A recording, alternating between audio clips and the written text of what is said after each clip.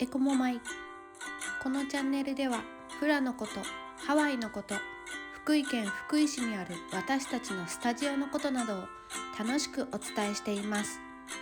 ハワイの文化や精神について一人でも多くの方に興味を持っていただけると嬉しいです。国枝先生と理香子先生に聞いてみよう。アローハー。国枝カーヘアの裏に堺フラスタジオ堺国枝です。娘の理香子です。こんにちは、画面外からアシスタントのトホリです。今日もよろしくお願いします。今日は、ハワ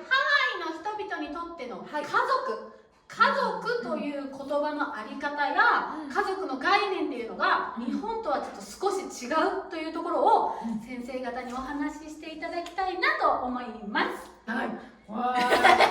族のカテゴリーが大きいのよね、ハワイの人たちって。リロステッチ、お花って言ってるんだ、リロが。でも、ただ単なる一緒に生活してるだけが家族っていう感じではない。ハワイの人たち。日本ではね、血縁関係がね。血縁じゃないと、なんか家族のイメージではないかもしれないけど、それよりも関係性で全然変わってくるのかなって。で、ハワイって昔ハーナイ制度っていうのがあったんですよ。で、ハーナイっていうのは育てるっていう意味なんだけど、養子、簡単に人のお子さん預かって自分の子供たちと一緒に育てるし、自分の子供もちょっと違うところで育ててもらったりとか、たくさんの経験を積ますっていう意味もあるし、子供を預かって育てることも楽しみの一つというふうに考えているから、お願いされること自体がいいこと。育ててほしいって、この人に預けたいっていうような人っていうことなんやろね。だから一人のお子さんに対して昔はね、何人もお母さんがいたりお父さんがいたりしたわけだから、その一緒に育った兄弟は兄弟だし、また違う兄弟もいるしっていうことで、その家族のカテゴリーがすごく大きい。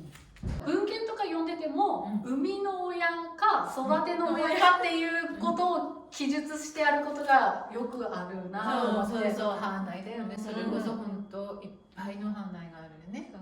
子供もいっぱいいるイメージ。だからこっちの人との子供、こっちの人との子供、あっちの人との子供ってもう割とね。で、結局ハワイの人たちってほら、子孫を増やすことが反映させることの象徴だったから、やっぱりそういうブロックが少ないのかなっていう感じはしますね。じゃないとね、フラマイとかもできてこない。なるほど。ハワイで住んでて感じたのは、一回ご飯食べたらもう友達みたいな感じだし、1年目これをしたらもう2年目からはあなたが準備をする側になりますみたいな、もうなんかもう家族側になる、そのスパンが多分全然短いんだなっていうふうに住んでみて思った。リカコさんがなんかホノルルからヒロに帰る飛行機の中、ほとんどが知り合いやったって言ったことがあって、わ、すごいなと思って。だから顔見てみんなが知ってる、なんかそういうのがやっぱり強いんやがね。で知ってたらもう何でも喋れるし、なんかもう家族っていう感じの距離感もすごい近くなりやすいんかな。そうだよね。ブロックがない家族の壁が、日本人はきついキツッとこうなるけど、そうではなくて、子供もみんなで育てましょう。これからを担う子たちをみんなで育てましょうっていう考え方なんで、なんか食べ物にしても何にしても幸せ人がそうね、みんなで分けましょう。だから知り合った人たちがみんなこうお花っていうか家族になっていくような感じだなって感じるんですけど、どうでしょうか。日本だと血縁関係が家族って感じですけど、ハワイだと精神的、心が通じ合ったり、もしくはこう社会的、経済的、支え合う仲間はみんなこう家族になっていくっていう感じなんですよね。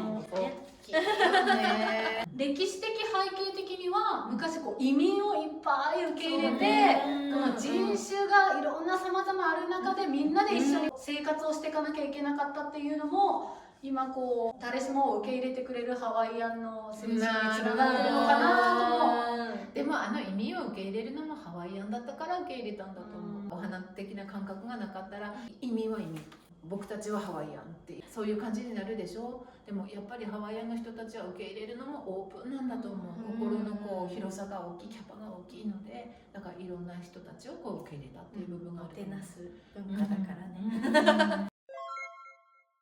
先生もよく言われるのはスタジオのメンバーみんなが家族なんですよね。そうなの、家族だなと思うね。もう一人一人を愛してやみません。どんどん家族増殖中です。いい家族です。それでは今日はこの辺でうまく喋れてるんかな。最後までご視聴いただきありがとうございました。チャンネル登録ポチ、グッドボタンポチ、どうぞよろ